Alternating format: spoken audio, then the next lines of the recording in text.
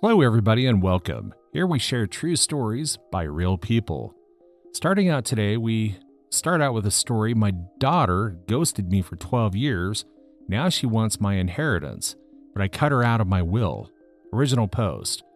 My story goes back 12 years ago when my wife, 57 female, and I, 60 male, decided to part ways after 20 years of marriage. The weight of our differences outweighed the reasons to stay together. Our daughter, Melissa, was 15 at the time. She was old enough to understand, but too young to fully grasp the intricacies of adult relationships. My ex-wife and I sat her down and revealed her plan of separation. Her face turned pale. She was in shock. What? Why? Is it because of me? We calmed her down and told her it had nothing to do with her, and we just couldn't make our marriage work anymore. She broke down and cried, asking how we could do this to her, and how could we break up our family? Her grief made us question our decision, but our marriage was dead. There would have been more damage than good if we'd stayed together, so we tried to reason out our decision, but she was in no mood to listen.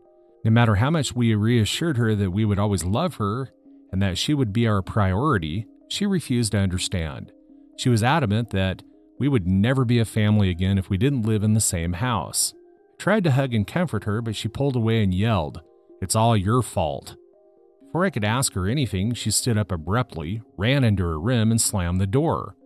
I asked my wife what that was about, and she shrugged, saying that she had no clue. I was confused as to why she blamed me for the divorce. That was not the right time for any confrontation. After the divorce, things went downhill quickly. My ex-wife moved to another city for a new job, and Melissa chose to live with her. We had joint custody, but Melissa rarely visited me. After several phone calls and emails, she would show up for a brunch or dinner, which she would eat silently before leaving. She gave off a very cold vibe. Usually I brought gifts every time we met. She would open the gifts, make faces, and say, "Thanks, that's it." She made me feel as if she was doing me a favor by accepting my gifts. So once I didn't bring a gift and she flipped out. She yelled in front of everyone, "Seriously, you showed up with empty hands?" I was dumbfounded by her behavior. I thought she didn't like my gifts, so this time I didn't bring any. She stormed out of the restaurant without having dinner.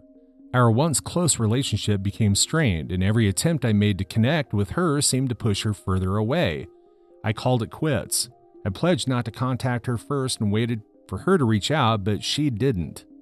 After waiting for a year, I initiated contact again, sending her birthday and Christmas cards, but I never received a reply. I took this to be her teenage rage, thinking she would grow up, become an adult, and gain some sense. Months turned into years. Melissa finished high school and then college, and all the while our communication dwindled to almost nothing. She had, in fact, blocked me on social media, so there was no way that I could stay updated on her life. I only found out about her high school graduation and college education because I had to pay for it. I was not invited to be at her high school graduation. Friends urged me to reach out again, to try harder, but each attempt was met with silence. It hurt. It hurt more than I can put into words. The girl who once ran to me with every scraped knee and who laughed at my terrible dad jokes, who looked up to me with those big trusting eyes, was gone. She had cut me out of her life completely. Divorce was hard, but losing your daughter was the worst. For the first 2 years after my divorce, I wasted myself completely in drinking and sulking. I was almost on the verge of a liver ailment when my doctor said that I had to quit drinking if I wanted to live. There was no motivation for me to live, but somehow I pulled myself up. I hit the gym, started eating right, and went on budget trips. The following decade was a blur of work and solitude. I threw myself into my job, trying to fill the void Melissa had left. Fast forward to a week ago, I received a call from an unknown number. I answered, not expecting much. "Dad?" The voice on the other end was a shaky, uncertain, but my heart skipped a beat. I asked if it was Melissa, and she said yes. There was a long pause. I didn't know what to say. I wanted to ask her so many things, but I was afraid of saying the wrong thing. She said, "I'm coming to see you. Will you be available next Sunday?" I was dumbfounded, and she asked, "Are you there?" I said, "Yes." She asked me again if she could come on Sunday. Emotions flowed out from my heart. I was in tears. I tried hard not to make it evident that I was crying. I suppressed my sobbing and replied, "Okay." She said cool and hung up. I've been following this sub for a long time. I've read so many stories of men who have been treated in a similar way as me, and their children show up only for money. So now, even before my daughter shows up, I have made an opinion in my head that she doesn't have any good intentions for meeting me.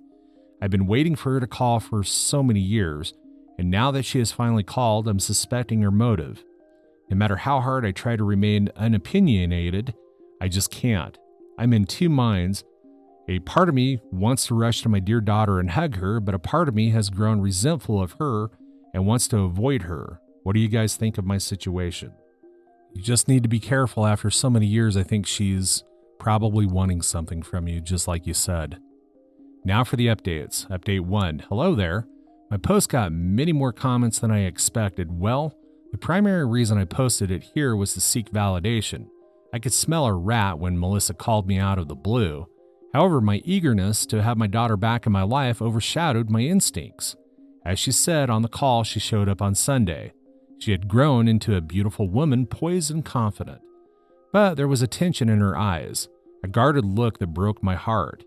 She entered the house and said, "Oh my goodness, I can't believe I'm coming to this house again. I have so many golden memories of this house." She toured the house and reminisced about her childhood. It made me tear up too when she started her sentences with, "Dad, do you remember how we used to play paintball here?" The fact is, I remember every detail of her childhood. Every corner of the house reminds me of the memories that we had made together. And that's why it took so many years to heal. I sat down with my teary eyes while she walked around the house and shared the anecdotes. It was too overwhelming. Then she sat down and hugged me. I cried profusely. Maybe after many years, we sat in the living room, the same room where we had broken the news of the divorce years ago. I asked her what brought her to my door. I tried to sound casual, though my heart was pounding in my chest. She took a deep breath and said, "Well, now that you're aging, I was wondering if you made the will. I'm waiting for you to contact me regarding the inheritance money. Since you didn't, I thought maybe I'll remind you." Though she had made her intention clear, it was money after all. I couldn't quite grasp the situation. I asked, "Remind you what? What inheritance and will are you talking about? I hope you know that a will comes into the picture after one dies and I'm still very much alive." She replied, "Yes, I have that since I'm not 15 anymore. I came here to save you the hassle of making a will. I mean, what's the point? I'm your sole heir. Everything is naturally mine, so it's better you make the transfer now so that I can benefit from it rather than inheriting it in my middle age. I'm getting married next year. What better use of your money than spending it on your daughter's wedding?" She chuckled and said, "You don't look that old. I think you might live for another 20 years or so. I can't wait for so long." She giggled as she said this. I felt the pang of disappointment. Was that why she was here? I asked her, "Really, Melissa? Is that what you have been thinking about? My death after all these years? Was it really just about the money?" Her eyes flashed with anger. "What else would I come to you for? You abandoned me, remember?" I protested. "I didn't abandon you, Melissa. You shut me out. You snapped at me whenever I tried to bond. Despite that, I tried to reach you countless times, but you ghosted me." To my shock, she shot back, "Well, maybe you should have tried harder." The conversation turned into an argument. All the pent-up emotions of the past decade came spilling out. Melissa accused me of not fighting for her and of not being there when she needed me the most. She was upset with me because I ripped the family apart when it was actually my responsibility to hold it together. I told her that it takes two people to run a relationship. Her mother also wanted to quit the marriage. Then how am I solely responsible for the divorce? No matter how much I tried to explain to make her see my side, she stuck to her point that as a man, it was my responsibility to hold the family together. It was like talking to a brick wall. I finally snapped, "Melissa, people make mistakes. But I never stopped loving you. I never stopped trying to be your father." I broke down in tears. There was a long silence, and then she said, "Remember 12 years ago? I cried helplessly like this, begging you guys not to divorce, but you didn't listen to me. Do you have any idea how much I suffered mentally because of this divorce? But no, you didn't care about me. So why do I care about you? I won't beat around the bush. Yes, I'm here for the inheritance, which is rightfully mine." Her words hit me like a punch to the gut, and I sat there in silence. I didn't know what to say. I don't even know when she stood up to leave. Only when she slammed the door behind her did I notice that she was gone. I sat there lifelessly for hours. It's been 2 days since then, and I feel lethargic. My body and mind are drained, and I can't think straight. Is it normal to feel this way? I know divorce is pretty rough on the child, but I don't think I'm solely responsible for it. Or am I? Update 2. I can't thank you guys enough for all the support during my tough time. I was reluctant to meet Melissa because I was scared that she would scratch my past wounds, which I took so many years to heal. My apprehensive came true. She did push me back into my past. She gaslighted me the situation so efficiently that for a moment I thought it might be my fault for not trying harder to work on my marriage. Thanks to this community for helping me clear my head. Some of you asked if Melissa was influenced by her mother and why she blamed only me for the divorce. Well, that's the thing. She blamed me because she thought as a man I should have tried harder. My ex-wife was a stay-at-home mom, so naturally Melissa was closer to her. She lived with her before moving out for college. Yes, I paid child support until she turned 18 and covered her college tuition as well. Yet she was hostile towards me. My friends told me that not all parents pay for their children's college, but I still did. What else could I have done? I know money cannot cover the emotional turmoil that she went through during the divorce, but it was not solely my fault. Coming to the update, Melissa thought that she was the rightful heir to my money. Maybe I wasn't clear in my response. I got swayed by my emotions, but this time I was straightforward. She called me the other day. I didn't want to respond to her, but the phone kept buzzing, so I thought I'd see what she wanted. She started out by apologizing for how the conversation went the other day. She said, "Amidst our emotional reunion, I forgot to tell you about the most important thing for which I reached out to you for." I said, "Yes, you did mention money." She laughed and said, "No, Dad, I'm getting married this next year." She paused for my reaction, but I remained silent. She said, "Aren't you happy for your little princess is getting married?" I replied, "Yes. You did cover that part. You wanted to use the money to fund your wedding, didn't you?" She ignored my question and said, "If you're up to work on our father-daughter relationship, I may invite you to the wedding and even let you walk me down the aisle. Pretty exciting stuff, huh?" I was holding up strong this time, not wanting to let her exploit my emotions, but she managed to get tears welled up in my eyes as she said that she might invite me to the wedding. She didn't mince her words. The message was loud and clear. She would invite me only if I gave her the inheritance. I just went silent and she hung up the phone, telling me the date of her wedding. I was lost in my thoughts and didn't hear her completely. I knew it was not over from her end, so I decided to do my part. I hired a lawyer to make my will. I didn't have a will until then. I have substantial properties. I own the house I'm living in, make decent money for my business, and have invested in some good properties on the outskirts. She called me again after a few weeks, and this time, oh boy, I was prepared. She asked if I had done the necessary paperwork. "Do you see the level of narcissism?" I said, "Yes, it's in the process." She asked, "Then how come I am not notified by your lawyer that your assets were transferred to me?" I replied, "As I said, it's still in the process. Why don't you come over next weekend and see the documents yourself?" She got excited and said that she loved me and would introduce me to her fiancé. She was throwing bones at me as if I were a dog. So she showed up at the supposed day yesterday. She came in and lounged on the couch as if she owned it. She said, "It gives me the same comfort as it used to in my childhood." I smiled and handed over my will. She asked me if it was a transfer paper. I asked her to open and read it.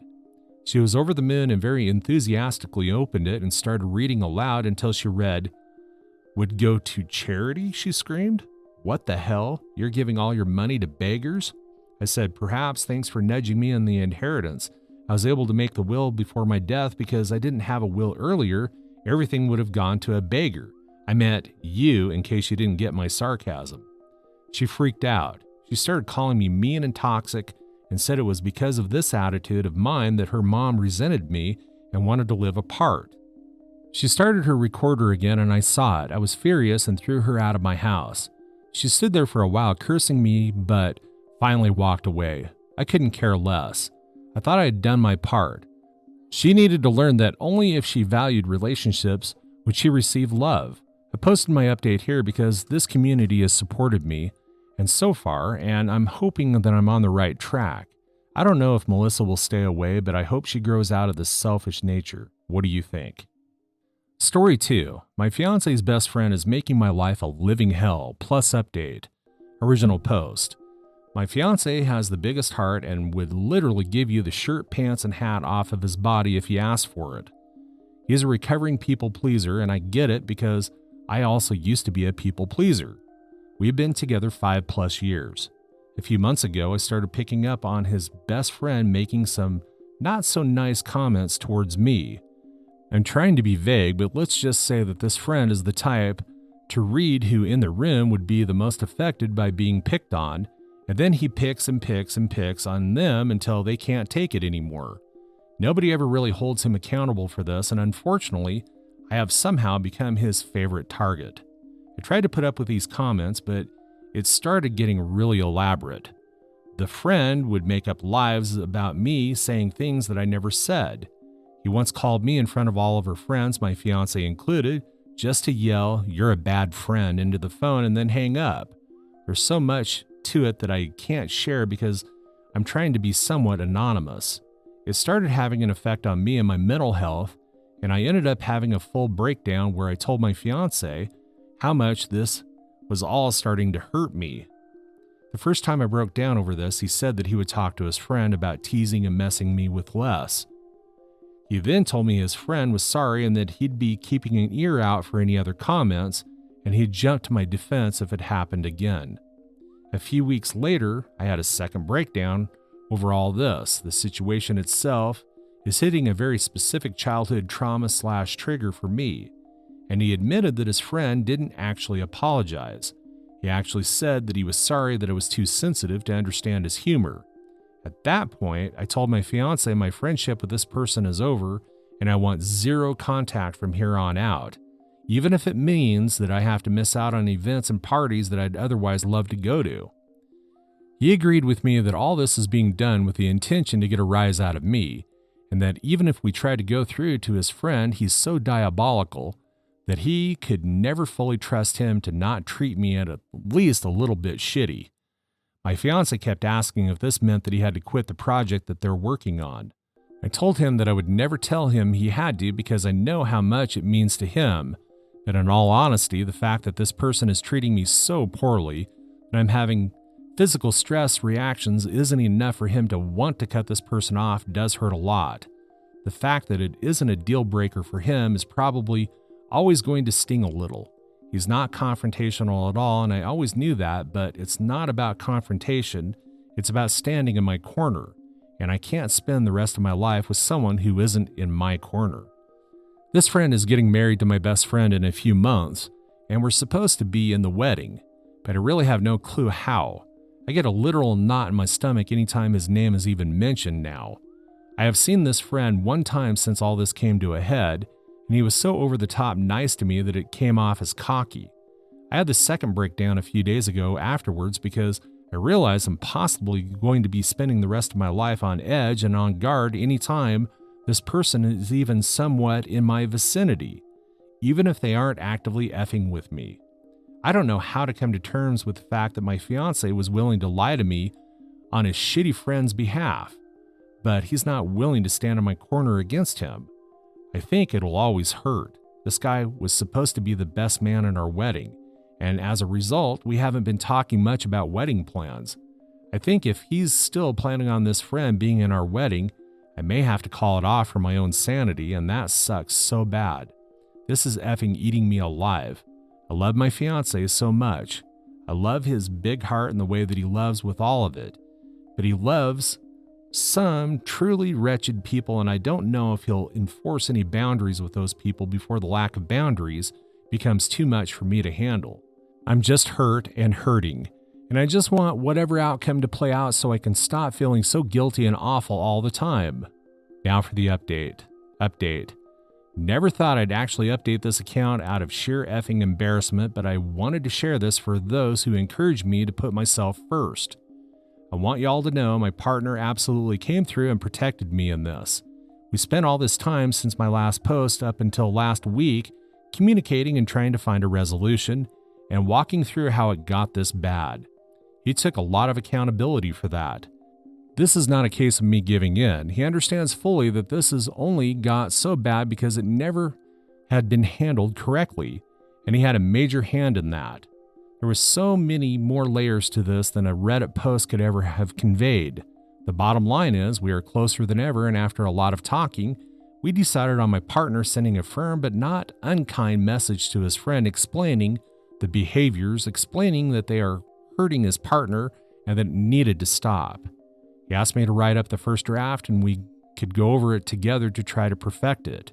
Reddit, please know the first draft my partner wrote was so spot on what I needed to read that it instantly shifted us into us versus the problem mode when we'd been stuck butting heads for weeks. He laid out everything so clearly and in ways that we hadn't discussed, so I know it came from him. We had to tone down a lot of the big emotions. We really truly gave the message its best shot to address the situation without being hostile. We knew the response would be bad no matter what, but I don't think anything could have been effing prepared for us. This man went full scorched earth and blew up everything almost immediately. He insulted my partner. He told him these events didn't happen the way that I claimed that they do. He demanded they meet up alone with a mediator. He even threatened to reach out to my partner's parents to fill them in, which is probably the moment we stopped taking his responses seriously. All of us are almost in our 30s. If once wasn't enough, he threatened it twice. We actually had to call them and warn them that he would be showing up at their place later this week and not to open the door. There's still a good chance he'll attempt it. We stayed respectful throughout all of this, which I feel good about. We didn't stoop to his level. We didn't insult anyone. We asked for basic human respect, and somehow it blew up spectacularly. In the end, we both received a massive wall of texts from my now ex-best friend, fully backing up her man and telling her side of the story, which is so insanely far off that from what actually happened that all I can do is laugh. We've been shifting from crying to being dumbstruck to just straight up laughing because of the absurdity. I went into this thinking she was brainwashed, but it turns out that I was wrong. They're a perfect match. I wish them all the best. I'm sending them one last message setting the record straight, which my partner and I decided together was the best approach apart from just ghosting. Before moving on from this entirely, I'm going to make it very clear this is done. Zero contact indefinitely, and I will never look back. My partner and I both deserve way better friends, and we both see that so clearly now. I'm so effing glad that I learned my friend's true colors before we dropped $800 on a hotel for their wedding. Thank you to everyone who was so kind. Not only did I put myself first in the end, but my partner did too. We're going to take this week in stride and process it all, grieve the friendships we once thought were forever. And at the end of the week, we have conveniently timed vacation to my partner's family cottage. I think we're going to come out of this stronger because we already feel it.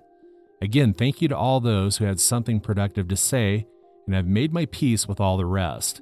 I guess if the guy does something else outlandish, maybe I'll update, but for now, this chapter is closed, and I'm so ready for it to start collecting dust. That's all for today. If you're enjoying this story, please like the video and share your thoughts in the comments section down below. Thank you.